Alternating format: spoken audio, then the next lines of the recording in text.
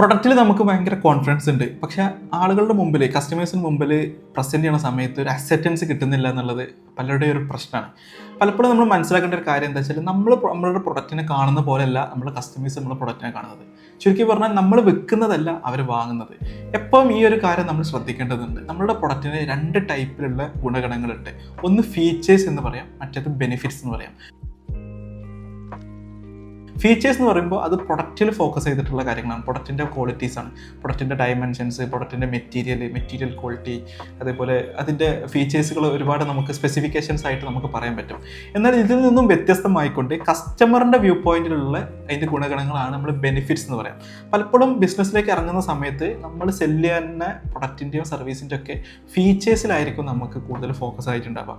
അത് ബേസ് ചെയ്തിട്ടാണ് നമ്മളെ പ്രൊഡക്റ്റിനെ നമ്മൾ പ്രസൻറ്റ് ചെയ്യുക. അവിടെ കസ്റ്റമേഴ്സിന് വാല്യൂ ആയിട്ടുള്ള ഒരു സംഗതി, കണക്ഷന് കിട്ടാത്ത ഒരു പ്രശ്നം അവിടെ വരുന്നുണ്ട്. 3 എക്സാമ്പിളിലൂടെ നമുക്കിത് മനസ്സിലാക്കാം. നമ്മളൊരു ഡയമണ്ട് സെല്ലറാന്ന് വിചാരിക്കാം. അപ്പോൾ ഒരു ഡയമണ്ട് റിംഗ് എന്നുള്ള ഒരു പ്രൊഡക്റ്റിനെ ഫോക്കസ് ചെയ്തിട്ട് നമുക്ക് ഒരു എക്സാമ്പിൾ നോക്കാം. ഒരു കസ്റ്റമർ നമ്മുടെ മുന്നിലേക്ക് വരികയാണ്, നമ്മളെ ഷോപ്പിലേക്ക് വരികയാണ്. നമ്മളൊരു ഷോപ്പിൻ്റെ സെല്ലറായിട്ട് നമ്മൾ കൺസിഡർ ചെയ്യുന്ന സമയത്ത്, ഷോപ്പിലേക്ക് വരുന്ന സമയത്ത് നമ്മൾ ആ ഒരു ഡയമണ്ട് റിങ്ങിൻ്റെ ക്വാളിറ്റീസ് ബേസ് ചെയ്തിട്ടാണ് നമ്മൾ സെല് ചെയ്യുന്നത് അല്ലെങ്കിൽ പ്രസൻറ്റ് ചെയ്യുന്നത്. ആ പ്രൊഡക്റ്റ് അല്ലെങ്കിൽ അതിൻ്റെ യൂസ് ചെയ്തിട്ടുള്ള സ്റ്റോൺ എത്രമാത്രം റയർ ആയിട്ടുള്ള സ്റ്റോണാണ്, അതിൻ്റെ വാറണ്ടി എന്താണ്, അല്ലെങ്കിൽ അത്തരം കാര്യങ്ങളൊക്കെ നമ്മൾ ഒരുപാട് കാര്യങ്ങൾ ഓർണമെൻറ്റ്സുമായി പറയാൻ പറ്റുന്ന ഒരുപാട് കാര്യങ്ങളുണ്ടാവും. പക്ഷേ ഇതൊക്കെ ആ പ്രൊഡക്റ്റിൽ ഫോക്കസ് ചെയ്തിട്ടുള്ളൊരു സംഗതിയാണ്. എന്നാൽ ഇതേ സമയം നമ്മൾ വേറൊരു തരത്തിൽ സെല് ചെയ്യാൻ ശ്രമിക്കാമെന്ന് വിചാരിക്കാം. അഥവാ ഈ ഡയമണ്ട് റിങ് ഗേൾസിന് കൂടുതൽ ഇഷ്ടപ്പെടുന്നൊരു ടൈപ്പ് ഡിസൈനാണ്, അല്ലെങ്കിൽ കൂടുതൽ ആളുകൾ അല്ലെങ്കിൽ ഗേൾസ് ചൂസ് ചെയ്യുന്ന ഒരു മോഡലാണ്, ഒരു പുതിയ മോഡലാണ് എന്നുള്ള രൂപത്തിൽ നമ്മൾ ആ ഒരു പ്രൊഡക്റ്റ് സെല് ചെയ്യാൻ ശ്രമിച്ചു കഴിഞ്ഞാൽ ഒന്നും കൂടെ ബെറ്റർ ആയിട്ട് ആളുകൾക്ക് കണക്ഷൻ ഉണ്ടാവും. കാരണം എന്താണെന്ന് വെച്ച് കഴിഞ്ഞാൽ അവർ യഥാർത്ഥത്തിൽ ഒരു ഡയമണ്ട് റിങ്ങിലൂടെ അവർ വാങ്ങുന്നത് ശരിക്കും ഡയമണ്ട് റിങ് അല്ല. ആ ഡയമണ്ട് റിങ് ആർക്കോ ഒരാൾക്ക് ഗിഫ്റ്റ് ചെയ്യാൻ വേണ്ടിയിട്ടായിരിക്കും. അപ്പോൾ അവിടെ അവർ ശരിക്കും പർച്ചേസ് ചെയ്യുന്നത് ആ കൊടുക്കപ്പെടുന്ന ആളിൽ നിന്നുള്ള ഒരു എക്സൈറ്റ്മെൻ്റ് ആണ്, ഒരു തിരിച്ച് ഒരു ഔട്ട്കം അല്ലെങ്കിൽ റിട്ടേൺ അവർ പ്രതീക്ഷിക്കുന്നുണ്ട്. അപ്പോൾ ഇത് മനസ്സിലാക്കിക്കൊണ്ട് നമ്മൾ സെല് ചെയ്യുന്ന സമയത്ത് നമ്മുടെ പ്രൊഡക്റ്റിനെ ആ തരത്തിലായിരിക്കും നമ്മൾ പ്രസൻറ്റ് ചെയ്യുക എന്നുള്ളതാണ്. അപ്പോൾ നമ്മളുടെ പ്രൊഡക്റ്റിൻ്റെ ഫീച്ചേഴ്സിൻ്റെ അപ്പുറത്തേക്ക് നമ്മളെ ബെനിഫിറ്റ്സിനെ പറ്റി നമ്മൾ അറിയാൻ പറ്റണം. രണ്ടാമത്തെ ഒരു എക്സാമ്പിൾ എന്ന് പറഞ്ഞു കഴിഞ്ഞാൽ, നമ്മൾ വാങ്ങുന്നുണ്ട്.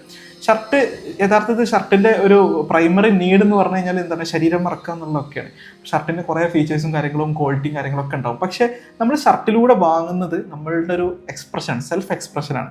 നമ്മൾ മറ്റുള്ള മുമ്പിൽ നമ്മളെ പ്രസൻറ്റ് ചെയ്യുക എന്നുള്ളതാണ്. ഒക്കേഷൻ മാറുന്നതിനനുസരിച്ച് ഇതിൻ്റെ സ്റ്റൈലുകൾ മാറും. നമ്മളൊരു വെഡ്ഡിങ്ങിലേക്ക് വേണ്ടിയിട്ട് ഒരു ഷർട്ട് വാങ്ങുകയാണെങ്കിൽ അതിൻ്റെ ഒരു സ്റ്റൈല് മാറുന്നുണ്ട്. എന്നാൽ നമ്മളൊരു ഇൻ്റർവ്യൂവിന് പോകുമ്പോൾ അതിൻ്റെ സ്റ്റൈൽ മാറുന്നുണ്ട്. ഇതൊക്കെ ആ ഒരു പർപ്പസ് ബേസ് ചെയ്തിട്ട് കസ്റ്റമേഴ്സിൻ്റെ ബെനിഫിറ്റ് ലെവലിലേക്കുള്ള ചേഞ്ചസ് ആണ്.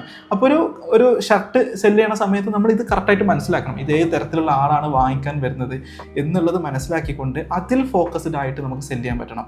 ഇതൊരു ഷോപ്പിലെ സെല്ലർ എന്നുള്ള കേസിൽ മാത്രമല്ല, ഒരു ആഡ് പ്ലാൻ ചെയ്യുമ്പോഴും ബ്രാൻഡ് ബിൽഡിംഗ് പ്ലാൻ ചെയ്യുമ്പോഴൊക്കെ ഈ തരത്തിൽ ഫീച്ചേഴ്സിന് അപ്പുറത്ത് ബെനിഫിറ്റ്സിനെ പറ്റി മനസ്സിലാക്കുക എന്നുള്ളത് വളരെ ഇമ്പോർട്ടൻ്റ് ആണ്. മൂന്നാമത്തെ ഒരു ഉദാഹരണമാണ് നമ്മൾ ഒരു പേഴ്സണൽ ചെയർ എന്ന് വിചാരിക്കാം, ഒരു പേഴ്സണൽ സോഫ ഒരു ഫർണിച്ചർ ഷോപ്പിൽ പേഴ്സണൽ സോഫ വെക്കുന്ന സമയത്ത് അത് വാങ്ങുന്ന ഒരാൾ ഒരു പേഴ്സണൽ സോഫ എന്ന് പറയുമ്പോൾ അത് പേഴ്സണൽ ആവശ്യത്തിനായിരിക്കും വാങ്ങുന്നുണ്ടാവുക.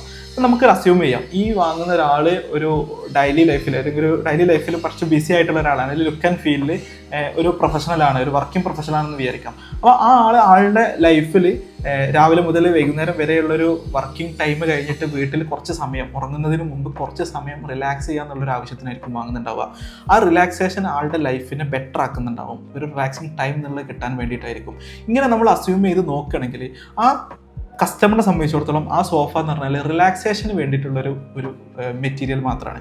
എന്നാൽ ഇത് മനസ്സിലാക്കാതെ നമ്മൾ സെല് ചെയ്യണമെന്ന് വിചാരിക്കുക. ആ സോഫയെ പറ്റി കുറേ കാര്യങ്ങൾ അതിൻ്റെ ഫീച്ചേഴ്സ് ബേസ് ചെയ്തിട്ടും അതിൻ്റെ വാറണ്ടി ബേസ് ചെയ്തിട്ടൊക്കെ കണക്ട് ചെയ്യുന്നതിലേറെ ഈ സോഫയിൽ ഇരുന്ന് കഴിഞ്ഞാൽ നിങ്ങൾക്ക് നല്ല റിലാക്സേഷൻ കിട്ടും, നമ്മൾ ഇരുന്നിട്ട് സമയം പോകുന്നത് അറിയില്ല എന്നുള്ള തരത്തിലൊക്കെ നമുക്ക് സെല് ചെയ്യാൻ ശ്രമിച്ചു കഴിഞ്ഞാൽ, ഇത് ഞാൻ ഈ പറഞ്ഞ പോലെ ലിറ്ററലി അങ്ങനെ പറയാന്നുള്ളതല്ല, ഇത്തരം ഇമോഷൻസിനെ ഫൈൻഡ് ഔട്ട് ചെയ്തിട്ട് അതിന് ബേസ് ചെയ്തിട്ട് ആഡുകൾ സെറ്റ് ചെയ്യുക, നമ്മളെ ബ്രാൻഡിനെ ബിൽഡ് ചെയ്യുക, ഈ കാര്യങ്ങളൊക്കെ ചെയ്യാൻ പറ്റിക്കഴിഞ്ഞാൽ ആ ഒരു കണക്ഷൻ ഒന്നും കൂടെ ബെറ്റർ ആയിരിക്കും. നമുക്കിത് എങ്ങനെ കണ്ടെത്താം എന്നുള്ളതിനെ പറ്റി നമുക്ക് ചർച്ച ചെയ്യാം.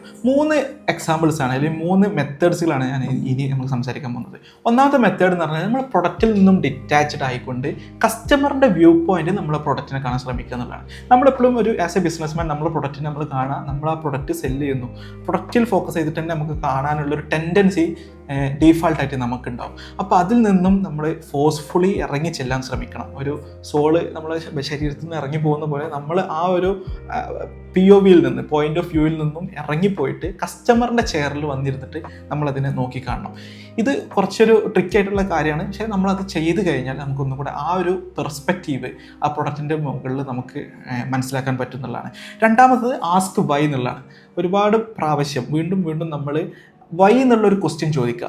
എന്തിനായിരിക്കും ഈ പ്രൊഡക്റ്റ് ഈ പർട്ടിക്കുലർ കസ്റ്റമർ വാങ്ങുന്നുണ്ടാവുക? അപ്പോൾ നമുക്കൊരു കാരണം കിട്ടും. ഇപ്പോൾ നേരത്തെ പറഞ്ഞ ഇതാണെങ്കിൽ ഗിഫ്റ്റ് കൊടുക്കുക എന്നുള്ളതാണ്. നേരത്തെ പറഞ്ഞ ഡയമണ്ട് റിങ്ങിൻ്റെ കേസിൽ ഗിഫ്റ്റ് കൊടുക്കുക എന്നുള്ളതാണ് അതിൻ്റെ ഒരു വൈ എന്നുള്ളതിൻ്റെ ഒരു ആൻസർ. ഇനി എന്തിന് ഗിഫ്റ്റ് കൊടുക്കുന്നു? അപ്പോൾ വേറെ ആൾക്ക് ആ അപ്പുറത്തുള്ള ആളിൽ നിന്നുള്ള ഒരു എക്സൈറ്റ്മെൻറ്റ് തിരിച്ച് കിട്ടുക എന്നുള്ളൊരു ഉത്തരം കിട്ടും. എന്തിന് എക്സൈറ്റ്മെൻറ്റ് കിട്ടുന്നു എന്നുള്ളൊരു ക്വസ്റ്റ്യൻ വീണ്ടും ചോദിക്കുക. വീണ്ടും ആസ്ക് വൈ എന്നുള്ളൊരു ക്വസ്റ്റ്യൻ ചോദിക്കുമ്പോൾ നമുക്ക് കിട്ടും അവർ തമ്മിലുള്ള റിലേഷൻഷിപ്പ് ഒന്നും കൂടെ ഫോസ്റ്റർ ചെയ്യുക എന്നുള്ളൊരു ഉത്തരം കിട്ടും. ഇങ്ങനെ നമ്മൾ വീണ്ടും വീണ്ടും വൈ എന്നുള്ളൊരു ക്വസ്റ്റ്യൻ ചോദിക്കും തോറും നമുക്ക് ഫീച്ചേഴ്സിൻ്റെ അപ്പുറത്തേക്ക് ആ പ്രൊഡക്റ്റിലുള്ള ബെനിഫിറ്റ്സുകളെ പറ്റി നമുക്ക് മനസ്സിലാക്കാൻ പറ്റും.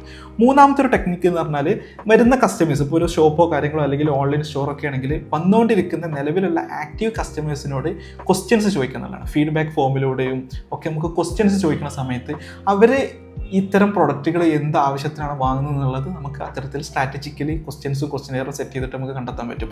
ഈ 3 മെത്തേഡുകൾ സാമ്പിൾ മെത്തേഡുകളാണ്. ഇതല്ലാത്ത മെത്തേഡുകൾ ഉണ്ടാവും. നമ്മളുടെ ബിസിനസ്സിൽ നമ്മുടെ പ്രൊഡക്റ്റിൻ്റെ ബെനിഫിറ്റ്സ് കണ്ടെത്താൻ എന്ത് മെത്തേഡാണോ വേണ്ടതെന്നുള്ളത് നമ്മൾ നോക്കിയിട്ട് മനസ്സിലാക്കുക എന്നുള്ളതാണ്. അപ്പോൾ ഓവറോൾ നോക്കുകയാണെങ്കിൽ ഒരു ബിസിനസ് നല്ല ഒപ്റ്റിമലായിട്ട് ഗ്രോ ചെയ്യണം എന്നുണ്ടെങ്കിൽ നമ്മളെ ബിസിനസ്സിൽ സെല്ല് ചെയ്യുന്ന പ്രൊഡക്റ്റ് ആയിക്കോട്ടെ സർവീസ് ആയിക്കോട്ടെ അതിൻ്റെ ഫീച്ചേഴ്സിൻ്റെ അപ്പുറത്ത് അതിൽ പ്രൊജക്റ്റായി നിൽക്കുന്ന ബെനിഫിറ്റ്സുകൾ പറ്റി നമുക്ക് മനസ്സിലാക്കാൻ ശ്രമിക്കണം. ഇത് ആക്റ്റീവായിട്ട് നമ്മൾ മനസ്സിലാക്കുകയും ബിസിനസ്സിൻ്റെ പല ഓപ്പറേഷൻസുകളിൽ ഇത് നമ്മൾ യൂസ് ചെയ്യുകയും വേണം. കസ്റ്റമറിനെ ഡീൽ ചെയ്യുന്നിടത്ത്, നമ്മളുടെ ആഡ് സെറ്റ് ചെയ്യുന്നിടത്ത്, ബ്രാൻഡ് ബിൽഡ് ചെയ്യുന്നിടത്ത്, ബ്രാൻഡിങ്ങിൻ്റെ അങ്ങനെ ഒട്ടനവധി മേഖലകളിൽ ഇത് നമുക്ക് മനസ്സിലാക്കേണ്ടി വരും. ഇത്തരത്തിൽ ആക്റ്റീവായിട്ട് ഇത്തരം കാര്യങ്ങൾ മനസ്സിലാക്കുകയും നമ്മൾ ബിസിനസ് ഓപ്പറേഷനിൽ അതിനനുസരിച്ചുള്ള പ്ലാനിങ്ങും മാറ്റങ്ങളും കൊണ്ടുവരികയും ചെയ്യുന്ന സമയത്ത് ബ്രാൻഡിന് ഒന്നും കൂടെ ഒപ്റ്റിമലായിട്ട് ഗ്രോ ചെയ്യാൻ പറ്റും. അപ്പോൾ ഇത്തരം വീഡിയോസുകൾ കണ്ടിന്യൂസ് ആയിട്ട് നമ്മൾ ചാനലിൽ ഇടാം. കസ്റ്റമറിൻ്റെ സൈക്കോളജി മനസ്സിലാക്കുക എന്നുള്ളത് ഒരു ബിസിനസ്സിനെ സംബന്ധിച്ചിടത്തോളം വളരെ മാറ്റർ ആയിട്ടുള്ള കാര്യമാണ്. കൂടുതൽ കസ്റ്റമർ സൈക്കോളജി വീഡിയോസ് കണ്ടിന്യൂസ് ആയിട്ട് വാച്ച് ചെയ്യാൻ വേണ്ടിയിട്ട് ഈ ചാനൽ ഒന്ന് സബ്സ്ക്രൈബ് ചെയ്യാം.